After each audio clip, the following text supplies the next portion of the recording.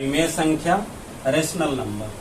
परिभाषा, यदि दो पूर्णांक P और Q दिए गए हों और उनको P/Q के रूप में लिखा जा सके तो P/Q को परिमेय संख्या कहते हैं, जहाँ Q is not equal to 0, अर्थात उसका हर 0 नहीं होना चाहिए।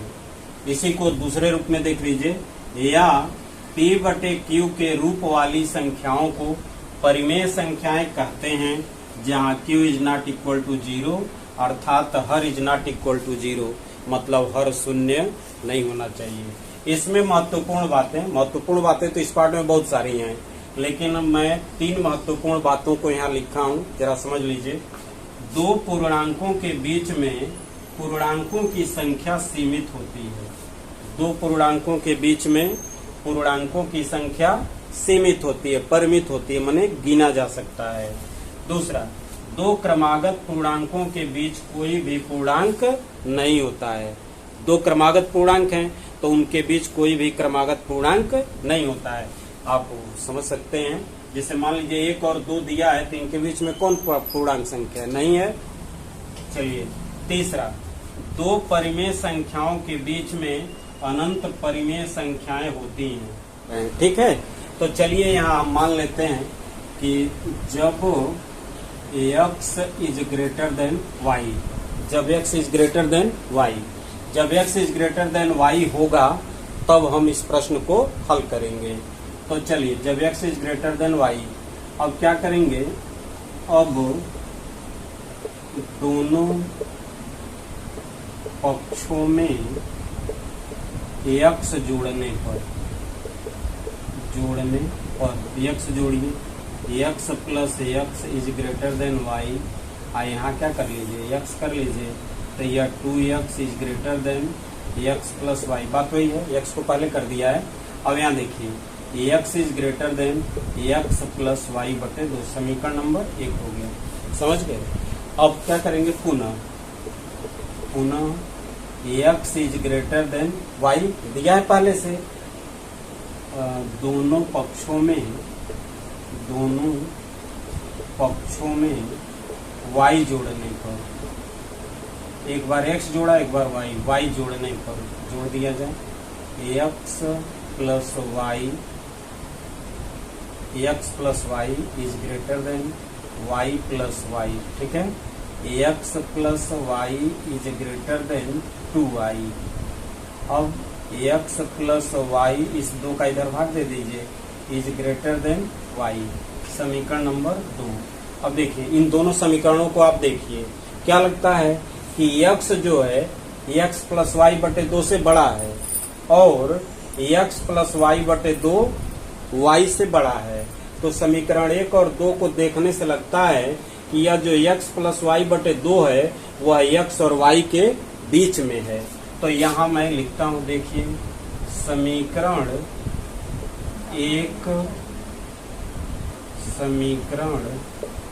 1 और